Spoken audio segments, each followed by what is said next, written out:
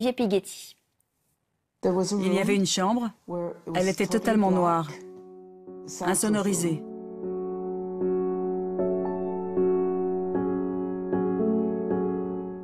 Elle était capitonnée, les fenêtres occultées, toutes sombres.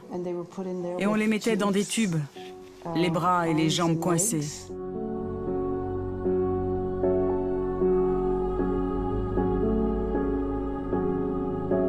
Quelqu'un apportait parfois de la nourriture. Et ils étaient là, on ne sait combien de temps. J'ai entendu gémir. J'ai vu des gens qui fuyaient à la vue des docteurs, qui résistaient. Ils s'échappaient, on les rattrapait de force. On les remettait sous traitement contre leur gré. On les forçait à faire ce qu'ils ne voulaient pas faire. Et quand c'était fini, ils étaient complètement passifs. C'était fini. Ils ne pouvaient plus résister. Ce n'étaient pas des cris, c'était des pleurs. Des pleurs. Ils ne voulaient pas y aller.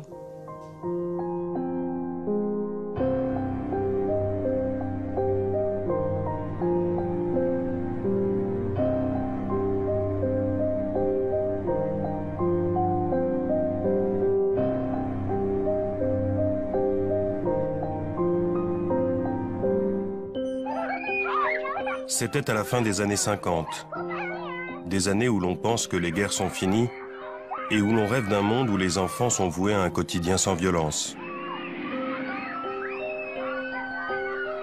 Gina Blasbalg est alors adolescente. La vie ne l'a pas gâtée. Au décès de son père, sa mère l'a placée dans un orphelinat. À l'âge de 16 ans, on l'hospitalise à l'Allan Memorial, le département psychiatrique de l'université McGill à Montréal. Elle souffre d'une hépatite aiguë qui la rend dépressive. Gina pense qu'on va la soigner, mais elle tombe dans les filets d'un programme top secret de la CIA américaine. Nom de code, MK Ultra. Sous le prétexte d'études sur le cerveau humain, des dizaines de milliers de cobayes non volontaires comme Gina vont devenir de véritables rats de laboratoire. Le plus terrible, c'est qu'on les obligeait. Les médecins les forçaient. Ils leur disaient « Mais vous ne voulez pas aller mieux? On est là pour ça. » Et bien sûr, les patients ne pouvaient qu'y croire. Bien sûr qu'ils voulaient aller mieux. Ils voulaient rentrer chez eux, mais ce n'est pas du tout ce qui s'est passé. MK Ultra, c'est un programme qui a secoué l'Amérique jusqu'à la présidence. The United States of America offers a sincere apology. Financé par la CIA, des médecins ou des scientifiques traquent les indigents, les noirs ou les déshérités. Ils les repèrent dans les prisons, les hôpitaux, les casernes ou même les orphelinats. Et ils tentent, à leur insu, d'en faire des robots humains. But de la manœuvre, effacer la mémoire, trouver un moyen de faire avouer un ennemi. Fabriquer une machine humaine prête à tuer contre son gré. Gina Blasbalg sera l'un de ces rats de laboratoire. Le docteur m'a dit qu'il voulait effacer ma mémoire en me mettant dans un état de sommeil pendant 1 mois. Que je n'aurais plus du tout de mémoire ou de pensée et qu'il pourrait alors travailler sur mon cerveau car il n'en resterait plus rien. J'étais Comme un zombie. Elle était vide de tout. On me donnait des produits qu'on m'injectait et j'avais plein de convulsions. Mon corps ne m'appartenait plus, ma langue pendait, mes yeux roulaient. J'ai été témoin de tout ça. Et je les suppliais, « S'il vous plaît, qu'est-ce que vous faites? Donnez-moi un antidote. » Et on me répondait, « Non, on ne peut rien vous donner, parce qu'il faut qu'on voit combien de temps ça dure. » Gina va être séquestrée pendant plusieurs périodes au sein de l'établissement psychiatrique. Entre 2 séjours, elle rencontre Ralph. C'est lui qui réussira à l'extirper de l'institution. Mais Gina est hantée par les souvenirs. J'allais parfois dans la chambre à côté de la mienne. Et là, Il n'y avait que des corps immobilisés. Ils étaient enfermés dans des tubes, les bras et les jambes pris dans des tubes. Et ils avaient des écouteurs sur la tête. Ils se débattaient sur leur lit et le son ne cessait jamais, jamais. Et puis on les déliait et on envoyait alors des séries d'électrochocs. On appelle ça la soumission psychique. Et ils avaient les écouteurs, les enregistrements en boucle. Un enregistrement sans fin, avec des ordres répétitifs, hurlés à différentes intensités. Ça leur rentrait dans les oreilles et leur remontait au cerveau. Et ça ne cessait jamais. Le jour, la nuit, sans arrêt. Le but ultime de tout ça, c'était le lavage de cerveau. La manipulation mentale et le lavage de cerveau. Comment cela a-t-il été possible? Fin de la Seconde Guerre mondiale. À la suite de l'offensive des troupes alliées et soviétiques, le Troisième Reich est en déroute. Le monde découvre alors avec stupeur l'ampleur des horreurs perpétrées dans les camps de concentration. Les nazis ont notamment mené des expériences sur des milliers de prisonniers. On les irradie, on les torture, on leur inocule des virus ou on les dépèce vivants. L'Amérique se veut alors le détenteur de la bonne conscience des peuples. Elle impose rapidement la tenue des fameux procès de Nuremberg, qui visent à juger les dignitaires allemands pour les crimes de guerre et crimes contre l'humanité.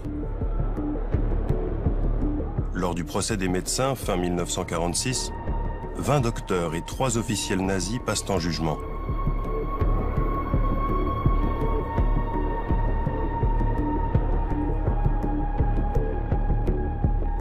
Guilty or not guilty? Nicht schuldig. 5 des accusés sont acquittés. 7 sont condamnés à mort et les autres à des peines de prison.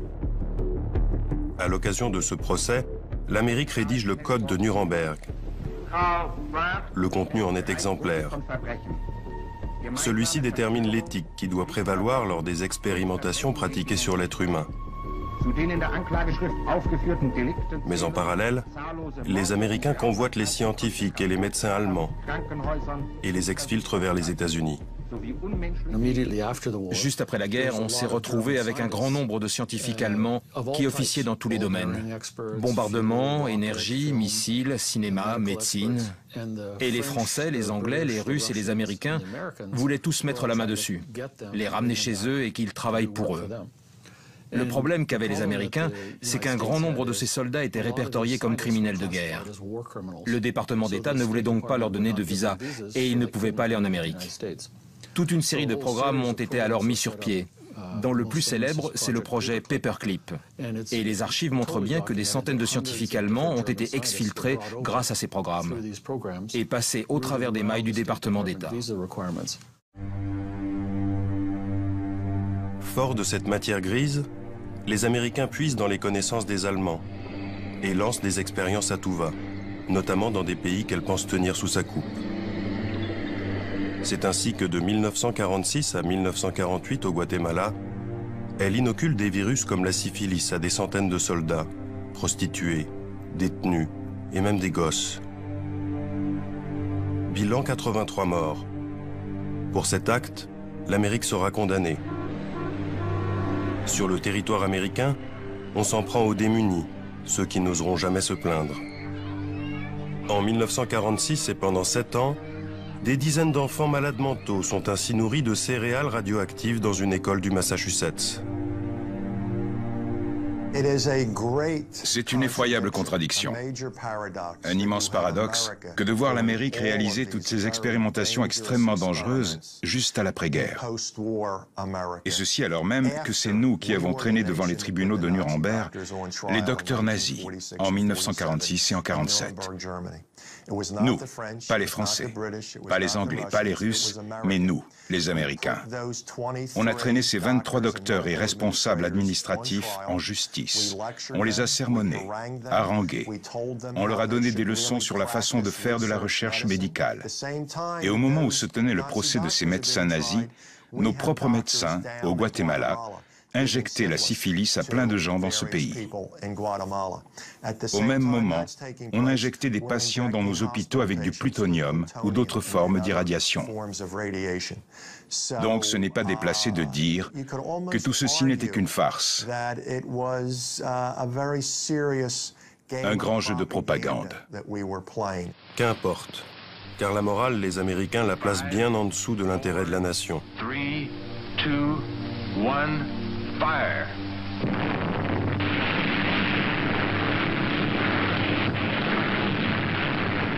Et au sortir de la guerre, la priorité absolue, c'est le nucléaire. À la manette, l'armée US. Dès 1946, des tests sont menés à grande échelle, notamment sur l'atoll de Bikini.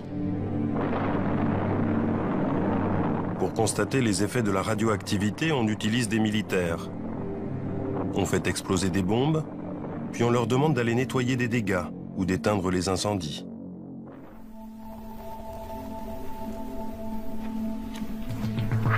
Lincoln Groves fut l'un des 250 000 à 500 000 soldats irradiés lors de ses essais nucléaires. Il avait alors 22 ans. Ça, c'est l'USS Newark. C'était le bateau sur lequel je me trouvais, l'ATR-40. Et ce qu'il y a de plus stupide dans tout ça, c'est qu'on était supposé nettoyer les effets des irradiations et on utilisait de l'eau qui avait elle-même été irradiée. C'est tout ce qu'on avait, cette eau irradiée.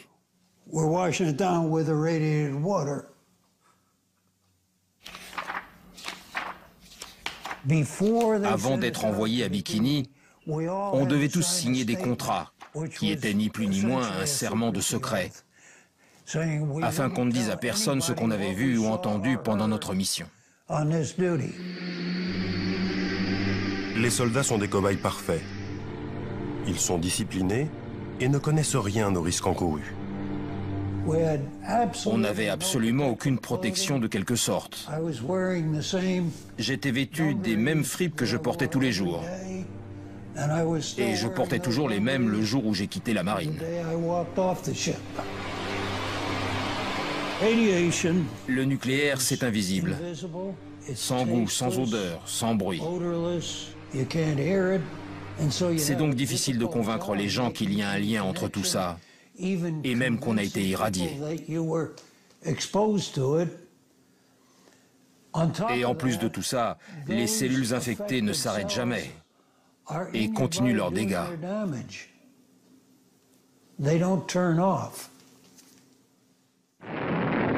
Suite à son expérience sur l'atoll de Bikini, Lincoln sera hospitalisé à plus d'une reprise. Sa santé est fragile et les irradiations ont touché toute sa descendance. Ma fille a été conçue quelque temps après mon retour de Bikini. Eh bien, toute son adolescence, elle a souffert de problèmes avec son système endocrinien. Et on a dû lui retirer la moitié du pancréas à l'âge de 20 ans en raison d'une tumeur. Elle est morte d'une tumeur cérébrale maligne à l'âge de 46 ans. Elle a aussi eu une fille qui est née avec un pied difforme.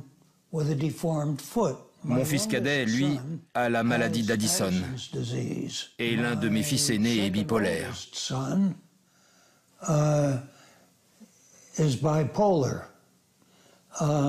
ne vous paraît pas beaucoup pour une seule famille?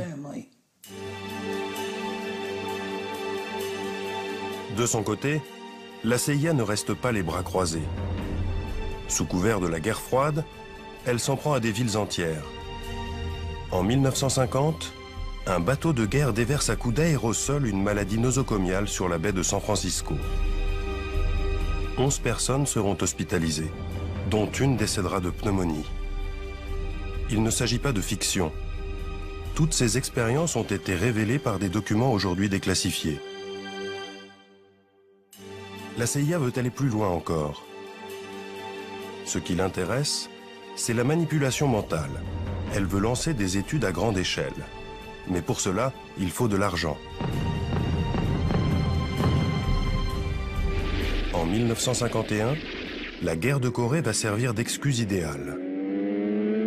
On accuse les Coréens et ses alliés chinois d'avoir réussi à retourner des prisonniers de guerre américains grâce à des techniques de lavage de cerveau éprouvées. Il faut donc rattraper le retard. La CIA obtient ses crédits et lance les projets Artichoke, Bluebird. Puis en avril 1953, MK Ultra. À la tête du programme, Sidney Gottlieb. C'est l'homme de la situation. Il est psychiatre, mais aussi spécialiste des armes chimiques. On le surnommera le sorcier noir. Du début des années 1950 jusqu'au début des années 1970, le gouvernement fédéral, à travers l'armée de terre, de l'air, de la marine et de la CIA, a réalisé toute une batterie d'expérimentations. Ça impliquait de donner du LSD à des citoyens qui ne savaient pas qu'ils en prenaient, mettre des gens dans des chambres capitonnées sans aucun repère, des expériences sur l'hypnose, les irradiations, les armes biologiques et chimiques. La machine à broyer est en marche. La CIA et l'armée sont tellement aveuglées par leur objectif qu'elles iront jusqu'à propulser des bactéries cachées dans des ampoules électriques au cœur de New York, dans le métro, en 1966. On veut calculer la vitesse de propagation en cas de guerre virale. Ici encore, il ne s'agit pas de fiction. Les documents sur cette expérience ont été déclassifiés. Ces mêmes documents révèlent aussi que la CIA cherchait à fabriquer des espions programmables à distance. Dans les documents de la CIA, on retrouve toutes ces expérimentations qui visent à créer ces super espions. Ça consiste à créer une nouvelle personnalité sur un cobaye et de lui donner une mission comme tuer quelqu'un, voler des documents ou infiltrer des réseaux. Et quand la mission est terminée, on le reprogramme et le sujet ne se souvient plus de rien. L'agence américaine s'intéresse particulièrement au LSD. Dans les années 50, cette drogue n'est pas illégale. La CIA recrute d'ailleurs des volontaires prêts à se faire des tripes aux frais des services secrets.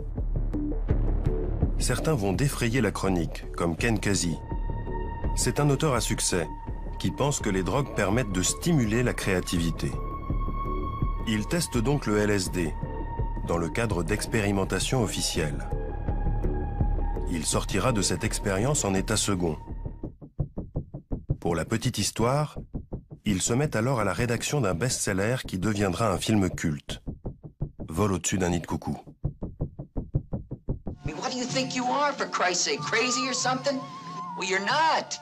Grâce à l'appui involontaire des artistes et des hippies, les scientifiques américains n'ont pas trop de mal à faire accepter leurs expérimentations sur le LSD.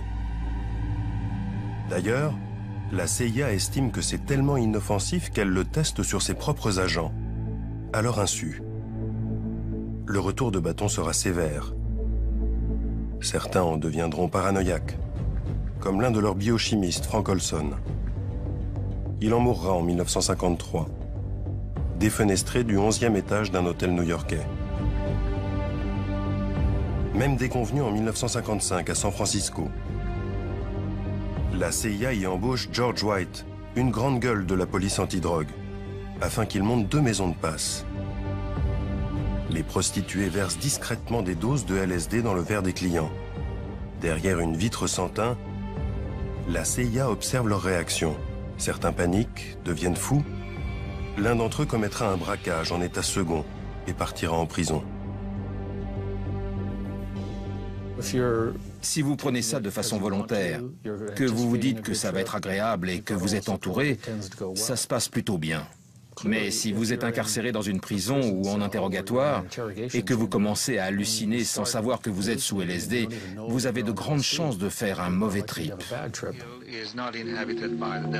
Les bad trips, les scientifiques vont tenter de montrer qu'ils n'ont rien de dramatique. Lors de cette expérience, filmée en 1955, on demande à un artiste de boire une dose de LSD. 12 o'clock and we're ready to start this experiment. How did it taste? It had no taste. How did it look? Colorless. Now, would you tell me your name, please? William Millark. Puis il lui faut dessiner les traits d'un être humain, avant que les premiers effets ne se fassent ressentir. We have the advantage of an artist who is able to draw a sketch and... On le soumet alors à une batterie de tests. Quelques heures plus tard, l'artiste doit dessiner à nouveau un portrait. mais il n'y parvient plus. Et peu à peu, sous l'œil du psychiatre, il tombe dans une forme de schizophrénie. Now you're getting emotional again. Now look at the picture now. Look at the picture. Look at it. And just concentrate on the eyebrows. That's where you were. Bill, suppose you take a look at these two pictures and compare them. The eyes, for example, are the same to me. Ces images de propagande donnent la sensation que chaque expérience est encadrée et sans trop de dommages. La réalité est moins présentable. Le LSD a été mis en avant parce que tout le monde connaît. Mais lors des commissions sénatoriales, dans les années 1970, le conseiller en chef de l'armée a rendu une liste de 125 produits qu'ils avaient testés dans le cadre de ces expérimentations sur le lavage de cerveau. Et il faut rajouter à cela ceux de la marine, de l'armée de l'air et de la CIA. Dans ses folles recherches, la CIA fait la course avec l'armée. Celle-ci aussi fait des expériences à grande échelle, notamment dans le camp d'Edgewood. Dans ces bâtiments, on y teste tout aussi bien des armes chimiques, avec notamment l'aide de scientifiques du Troisième Reich, mais aussi des drogues qui agissent sur le comportement. Ce département est tenu par un psychiatre militaire, James Ketchum. Il y expérimente plus d'une trentaine de produits toxiques. James Ketchum s'intéresse au LSD, mais surtout au benzylate ou BZ, une drogue beaucoup plus puissante que le LSD. Quel était le but de vos recherches? De tenter de trouver une drogue, le benzylate étant notre premier choix, qui pourrait être utilisé en temps de guerre afin de mettre hors d'état de nuire l'ennemi pendant un temps donné. Ça a d'ailleurs été réalisé et des petites bombes ont été créées à une époque. Elles étaient remplies de benzylate et pouvaient exploser sur un terrain de conflit. Ce n'était pas une arme de destruction massive. C'était destiné à être utilisé dans un lieu particulier qui pouvait être encerclé et contrôlé, mais qui ne pouvait être envahi sans risquer beaucoup de pertes de notre côté.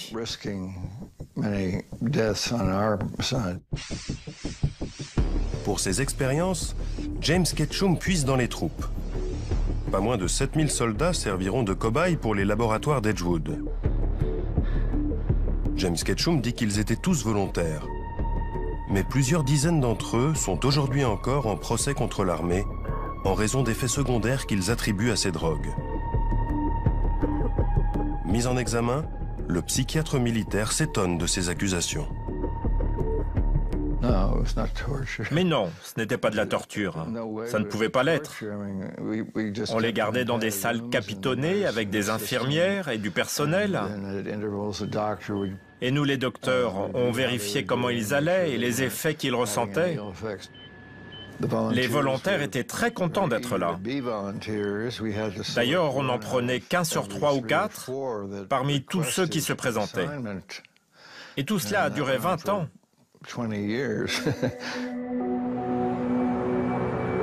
À New York, nous avons retrouvé l'un des militaires qui a participé aux expérimentations de James Ketchum. Il s'appelle Tony Mannheim. Et en 1958, alors qu'il est jeune appelé, sa hiérarchie lui propose de participer à des tests sur des équipements militaires contre des permissions supplémentaires. Il signe un protocole d'accord, mais on ne l'informe pas de ce qu'il va tester. À notre arrivée, nous étions invités à une sorte de pot d'accueil afin de rencontrer le personnel de la base d'Edgewood qui était en charge des tests. Mais je me suis aperçu, et nous ne le savions pas et on aurait dû le savoir, que les boissons étaient droguées. C'était donc un peu déconcertant de ressentir les effets de produits qui s'attaquaient à notre cerveau, que ce soit du LSD ou autre chose. Le but de tout ça était de nous faire rentrer dans un état de paranoïa et de désorientation.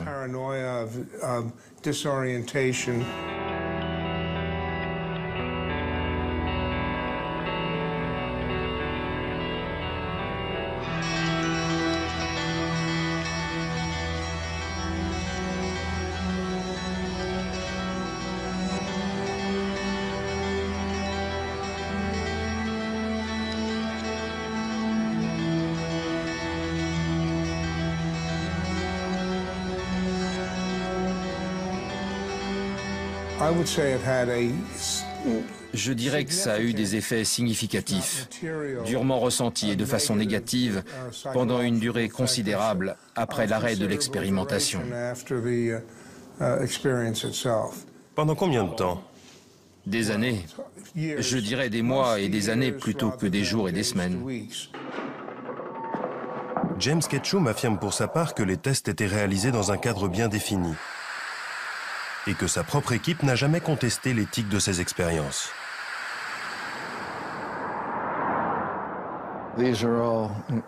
Ils étaient tous éduqués dans les meilleures universités comme celle de Yale, Columbia, Stanford et bien d'autres. Ils préféraient faire de la recherche pendant leurs 2 ans de service. Ils se retrouvaient donc en poste à l'arsenal d'Edgewood et dans tout ce qu'on a pu faire, sauf une fois, ils étaient tous d'accord pour faire les mêmes expérimentations que celles que je faisais et que je leur demandais de faire. James Ketchum se protège en invoquant le soutien de ses pairs. C'est plus inquiétant que rassurant. Et il ne peut ignorer que pendant qu'il expérimente ces drogues sur des milliers de soldats, l'armée s'intéresse à bien d'autres produits plus destructeurs encore. Des produits qu'elle hésite à tester sur ses propres troupes. Et ces substances sont tellement puissantes qu'on ne peut les employer que dans un lieu discret, clos et protégé. Cette forteresse, ce sera les prisons. C'est Allen Hornblum qui va dénoncer le système. À l'époque, il travaille à la pénitentiaire et prend un poste à la prison de Holmesburg en Pennsylvanie. Je suis entré dans la prison de Holmesburg et j'ai été frappé de voir des dizaines de détenus torse nu, le corps couvert de bandages et de pansements. Et je n'arrivais pas à croire que j'allais travailler dans un milieu d'une telle violence.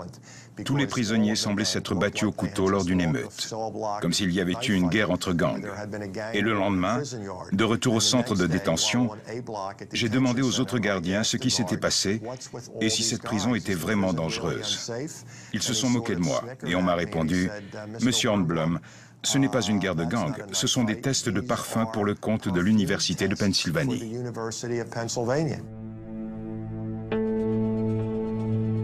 À Holmesburg, mais aussi dans une vingtaine d'autres centres pénitentiaires à travers le pays, la CIA ou l'armée transforme les détenus en rats de laboratoire.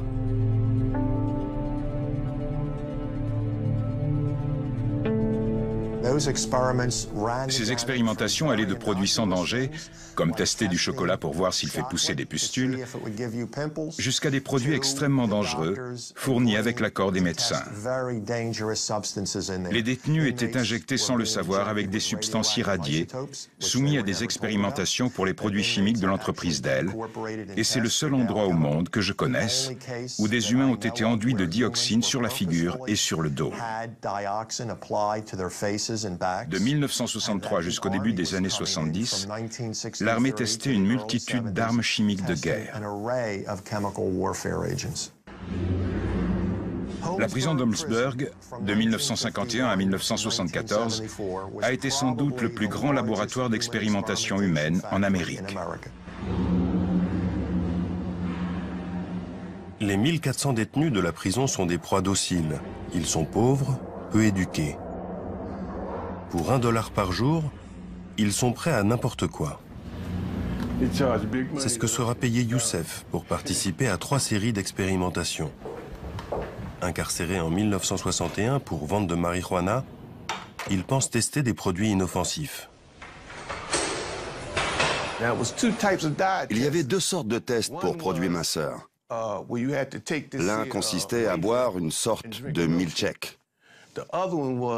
Il fallait aller aux toilettes et prendre du lait tous les jours, avec des œufs, le tout avec 6 pilules. Et ça 3 fois par jour. Dès la première prise, j'ai senti que j'explosais sous l'effet de gaz qui remontait. Et quand je suis allé aux toilettes, mon rectum s'est retourné comme une poche. Comme s'il y avait un stock d'hémorroïdes empilé. Je suis donc allé voir le médecin et il m'a dit « Mon Dieu, c'est épouvantable ». Je lui ai demandé des médicaments ou autre chose et il m'a répondu « Non, c'est une opération qu'il vous faut ».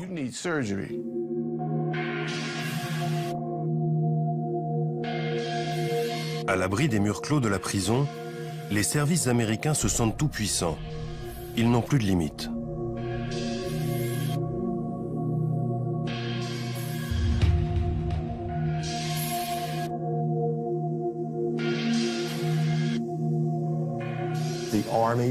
L'armée a amené 3 conteneurs en fer. Ils étaient capitonnés à l'intérieur et ils les ont placés entre les ailes G et H du bâtiment et ils ont commencé à administrer des doses très fortes d'atropine, de scopolamine, de benzylate et d'autres psychotropes. Des détenus pensaient qu'ils étaient suffisamment costauds pour aller dans les conteneurs et en ressortir sur leurs 2 pieds. Mais ils en sont sortis comme des bêtes sauvages. Ils étaient violents. Un type a pratiquement tordu une porte en tentant de fuir de l'un de ces conteneurs.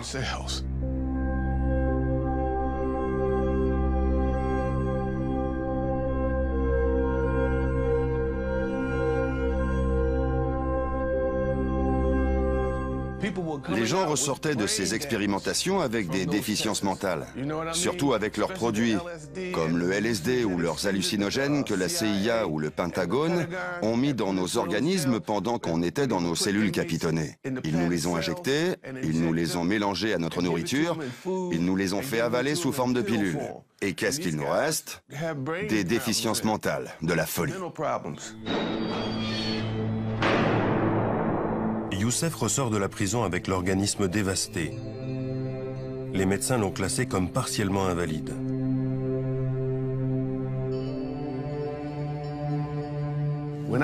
Quand je suis ressorti de prison, j'ai pensé que tout irait bien.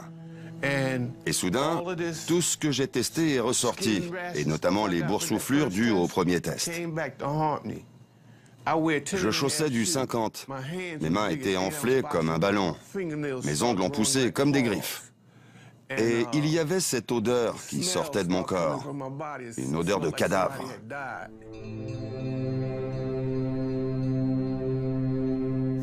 De cette époque à aujourd'hui, ma vie a été misérable. J'ai une maladie du foie, des problèmes génitaux persistants. Je ne sais pas trop ce qui se passe avec mes mains. J'ai des fourmillements dans les pieds. Un cancer de la prostate. C'est un véritable enfer. Alors que l'armée recrute surtout dans les prisons, la CIA, elle, rôde dans les hôpitaux. Prime est donnée à celui qui réussira à transformer un être humain en robot. Plus de 20 ans après la fin du programme MK-Ultra, des témoignages vont dévoiler jusqu'où la CIA était prête à aller pour mener à bien son œuvre. Cette femme, Claudia Mullen, témoigne devant un comité chargé d'évaluer les dégâts commis sur les victimes. Je suis devenu un pion aux mains du gouvernement. Le but était de me soumettre et de créer l'espion idéal à l'aide de produits chimiques, d'irradiation, de drogue, de l'hypnose, de chocs électriques, de plongée dans des tubes remplis d'eau, de privation de sommeil, de lavage de cerveau, d'abus verbaux, physiques, émotionnels et sexuels. J'ai été exploitée pendant près de 30 ans de ma vie et la seule explication qu'on m'a donnée est que la fin justifie les moyens et que je servais ma patrie dans ses efforts valeureux pour lutter contre le communisme.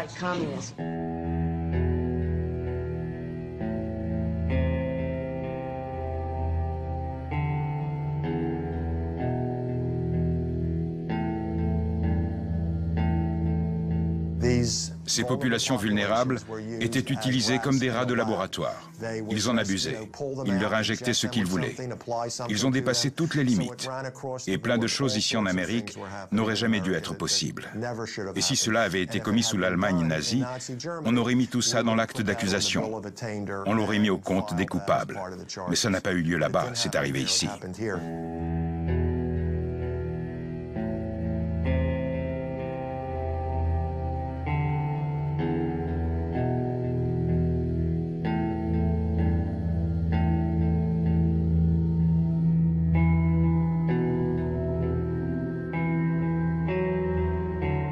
Ce qui me paraît le plus révoltant, ce n'est même pas l'attitude de l'armée ou de la CIA, mais celle des psychiatres eux-mêmes. Parce que les psychiatres, les scientifiques et les chirurgiens participaient à tout ça. Et la CIA n'aurait pas pu faire ça sans leur participation. Et la raison pour laquelle tout ceci est resté dans l'ombre, c'est que les instances les plus hautes de la psychiatrie étaient au courant et ont tout fait pour que ça ne se sache pas. Il ne s'agissait pas de quelques psychiatres ici ou là, mais des têtes pensantes de la psychiatrie. Et dans cette course à l'horreur, un homme sort du lot, Ewen Cameron. C'est un psychiatre écossais de haut vol qui sera président de la vénérable Association mondiale de psychiatrie. Il a d'ailleurs réalisé l'expertise de certains des médecins allemands jugés lors du procès de Nuremberg. Ewen Cameron est recruté par la CIA en 1957. Il se sent alors investi d'une forme de pouvoir absolu. Tous les patients avaient peur de lui. On ne voulait pas avoir affaire à lui. C'était un type bizarre. Il représentait la souffrance.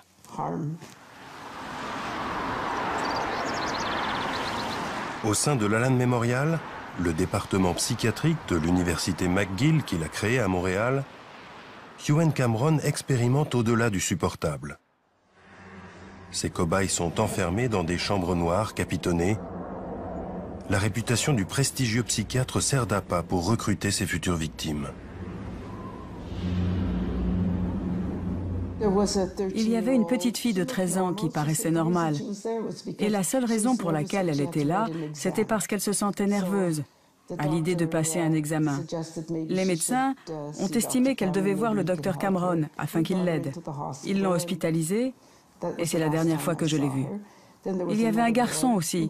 Il ne disait plus rien. Il restait toute la journée contre le mur et regardait ses pieds. D'autres se plaignaient de maux de tête effroyables et continuels. Ils ne savaient plus qui ils étaient, où ils étaient et ce qu'ils faisaient ici. Les cobayes sont placés dans des comas artificiels qui durent jusqu'à plusieurs semaines et soumis à des doses massives d'électrochocs, tandis qu'un enregistrement diffuse en boucle des injonctions. Drogue, hypnose, privation de sommeil, tout est tenté.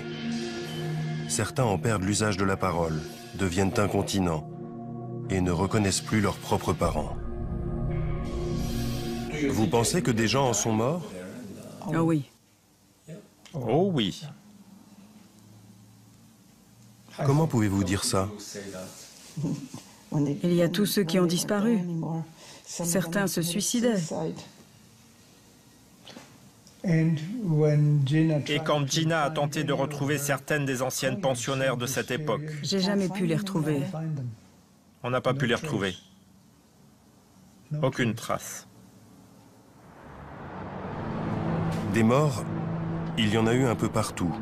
Et il aura fallu le courage de quelques lanceurs d'alerte pour révéler publiquement l'étendue du désastre. En 1972, Martha Stephens est professeure d'anglais au sein de l'université de Cincinnati. Elle remarque que le département médical irradie à doses massives et sur le corps tout entier des malades qui se présentent avec des tumeurs bénignes. Elle enquête, se rend compte que l'armée finance le programme et contacte les malades. Sur cette photo, une famille qui a perdu sa mère, Maud Jacobs, en quelques jours seulement. On l'a emmenée au sous-sol, on l'a placée devant une machine effrayante. On l'a irradiée sur le corps tout entier, avec un seul faisceau irradiant. Elle est rentrée chez elle, mais s'est sentie très malade cette nuit-là. Elle n'était pas malade avant qu'on ne l'irradie dans les sous-sols de l'hôpital. Et pourtant, elle est morte en à peu près 3 semaines après l'avoir emmenée là-bas. On a son dossier sanguin. On sait qu'elle est morte de pneumonie en raison des effets sur son système de la moelle épinière. Là, ce sont les enfants. Et là, c'est Maud Jacob, une femme du Kentucky qui vivait à Cincinnati. Ils cherchaient des Noirs, des vieux, des malades, des pauvres. À peu près 60% des 90 personnes qu'on a irradiées étaient noires. Dans une ville où, à cette époque, 30% de la population était noire. Les Afro-Américains n'avaient aucun autre endroit où aller. Dans les années 60, la plupart des hôpitaux les refusaient.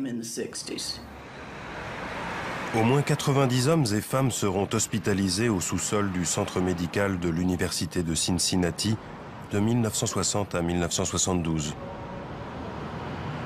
21 d'entre eux vont mourir en 3 ou 4 semaines.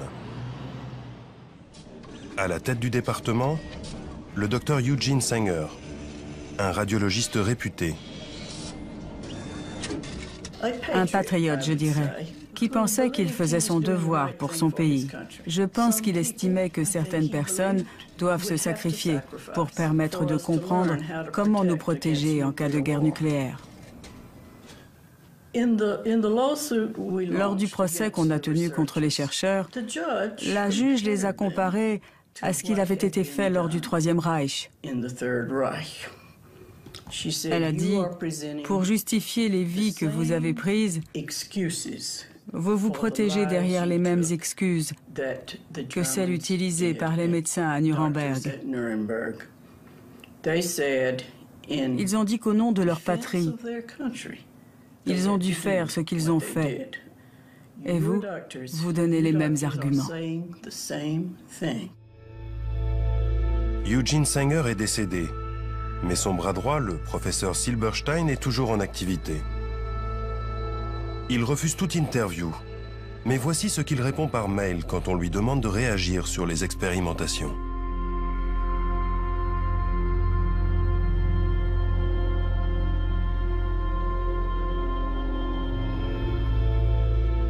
Un déni étrange quand on sait que l'université de Cincinnati a été condamnée à payer 5 millions de dollars de dommages et intérêts aux familles.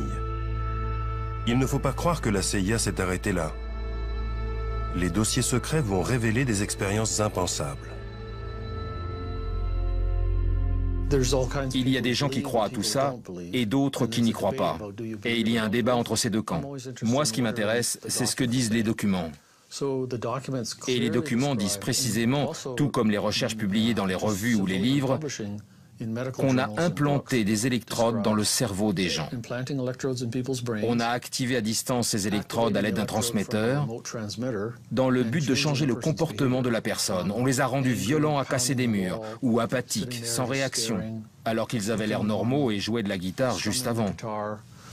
Il y a des photos dans des livres ou des revues. On voit des chats, des singes, mais aussi des humains, chez qui on a placé des électrodes dans le cerveau et dont on prend le contrôle à distance. C'est donc un fait scientifique reconnu.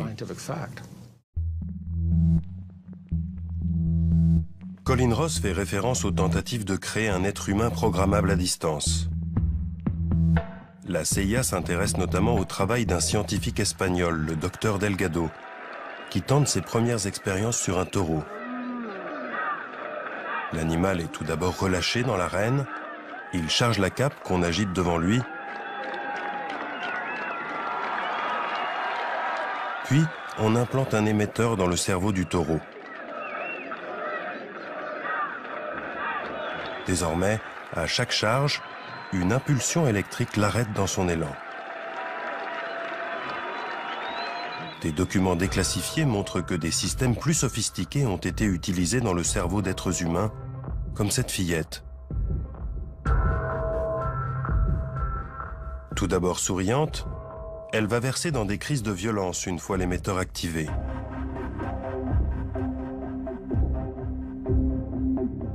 On arrive ici à des degrés d'inhumanité rarement atteints.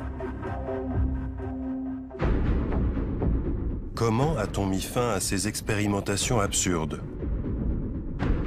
Les choses vont s'accélérer au début des années 70. En 1972, le scandale du Watergate sème la panique au sein de la CIA.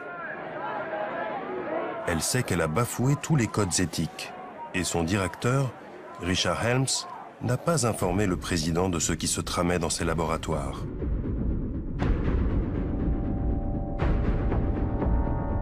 En 1973, Richard Helms ordonne la destruction de tous les documents relatifs au programme MK Ultra. et l'arrêt des expérimentations. Il démissionne aussitôt. En 1974, le président Gerald Ford prête serment. Il veut savoir ce qui se passe dans ses services, et notamment à la CIA. En 1975, il met en place une première commission d'enquête. Son travail est compliqué car les responsables de l'agence, comme le docteur Lashbrook, appelé à témoigner, mentent, bottent en touche ou minorent. There was, of course, claims or thoughts that maybe great things could be done with hypnosis. One small project in which we had a hypnotist do some experiments, primarily to see what the limitations of hypnosis might be. Can you make a person do something under hypnosis that he would not ordinarily do? Comme souvent, c'est de l'intérieur que la forteresse va se fissurer. On le doit à un archiviste de la CIA qui découvrira plusieurs cartons oubliés par sa direction et les remettra à la commission d'enquête. Ces milliers de documents sont désormais en partie publics. Colin Ross a récupéré l'intégralité des 20 000 pages. Là, c'est le projet 14 du projet MK Ultra. C'est comme ça que ces documents se présentent. Il y a beaucoup de pages où il n'y a pas grand-chose. La majorité, ce sont des informations financières. Là, c'est signé Sidney Gottlieb, le responsable du programme. Beaucoup de choses ont été effacées. Ces documents sont une goutte d'eau par rapport à l'ampleur des expérimentations. Mais ils révèlent que l'agence américaine avait lancé au moins 149 programmes impliquant 80 institutions dans les plus grandes universités du pays. À la révélation de ces documents, des enquêtes sénatoriales vont suivre. On découvre alors l'ampleur des tentacules de la CIA, infiltrés dans tous les rouages du pouvoir. Do you have any people being paid by the CIA who are contributing to a major circulation American journal? We do have people who submit pieces to two American journals. Do you have any people paid by the CIA who are working for television networks? This, I think, gets into the kind of getting into the details, Mr. Chairman, that I'd like to get into in executive session. Richard Helms, l'homme qui a toujours préféré l'ombre à la lumière, doit alors se justifier publiquement. Celui qui a tiré les manettes des programmes les plus répugnants de l'agence affiche un détachement écœurant. If one has in one's possession or under one's control bacteriological or chemical weapons, they can be used both defensively and offensively. And by use offensively, we mean to include killing people, is that right? Well, they have the capacity to kill people if they were used in that way. Unrestrained, illegal, secret intimidation and harassment of the essential. Richard Helms est malmené, mais ne sera soumis à aucune poursuite judiciaire. Il justifie ses actes au nom de l'intérêt national. Une attitude que l'on retrouve chez James Ketchum, le psychiatre militaire. Des centaines d'anciens soldats traumatisés par ces expériences le poursuivent en justice, mais il sait qu'il ne risque rien. Aux États-Unis, l'individu est protégé lorsqu'il agit au nom de l'État. J'étais très content avec ce qu'on a fait. J'en suis plutôt fier. On a eu des résultats à cette époque. Je pense que ça valait le coup d'essayer. Mais je pense que l'armée a décidé subitement de faire marche arrière et de mettre au rebut des choses qui pouvaient être critiquées un peu partout dans le monde. Ils ont joué la sécurité. Ce déni de responsabilité de la part de James Ketchum ou de celle de bien d'autres scientifiques n'a pas fait baisser le militantisme des victimes. Le 3 octobre 1995, le président Clinton, de guerre lasse, fait des excuses publiques. 23 ans ont passé depuis l'arrêt du programme MK-Ultra et près de 40 ans depuis celui des essais nucléaires. Thousands of government-sponsored experiments did take place at hospitals, universities, and military bases around our nation. In too many cases, informed consent was withheld. Americans were kept in the dark about the effects of what was being done to them. The deception extended beyond the test subjects themselves to encompass their families and the American people as a whole. For these experiments were kept secret, and they were shrouded not for a compelling reason of national security, but for the simple fear of embarrassment. And that was wrong. So today, on behalf of another generation of American leaders and another generation of American citizens, the United States of America offers a sincere apology to those of our citizens who were subjected to these experiments, to their families, and to their communities. Thank you very much. Arrêté en 1973, le programme MK-Ultra a été un échec, révèlent plusieurs rapports d'enquête. Mais la CIA pense sans doute autrement, car elle va s'inspirer du travail d'Ewen Cameron pour la rédaction de ce manuel d'interrogatoire. Il va être en service pendant des années, et les images qu'on y voit ne laissent aucun doute sur le fait que la CIA l'ait utilisé comme livre de chevet à Guantanamo ou Abu Ghraib.